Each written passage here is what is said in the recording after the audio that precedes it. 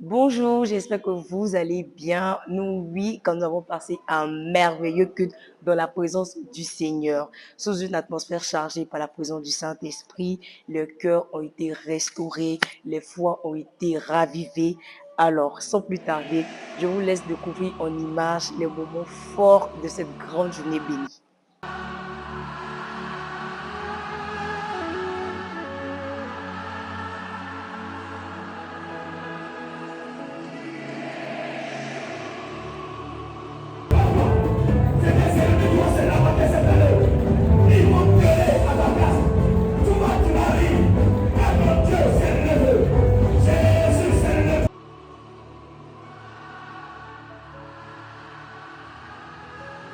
Les textes du jour sont tirés du livre de Deutéronome 1, à partir du verset 1 au verset 11, Psaume 138 au verset 2, Psaume 20 au verset 8, Psaume 72, Actes 28, 1 à 6 et Néhémie 2 au verset 20. C'est dans une atmosphère de foi et de louange que nous nous sommes réunis pour un temps d'enseignement puissant centré sur la parole de Dieu.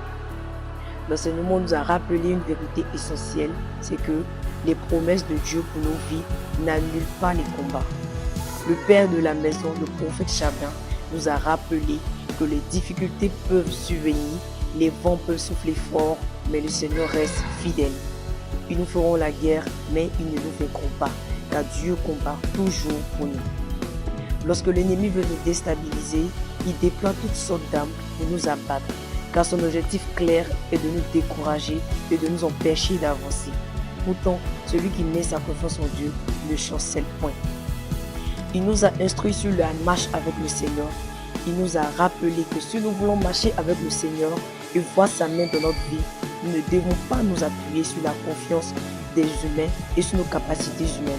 Nous devons plutôt nous appuyer sur la puissance de Dieu, sur sa sagesse pour une meilleure direction. Car la réussite spirituelle ne vient ni de la force, ni de la volonté humaine, mais du Seigneur qui nous accorde la grâce.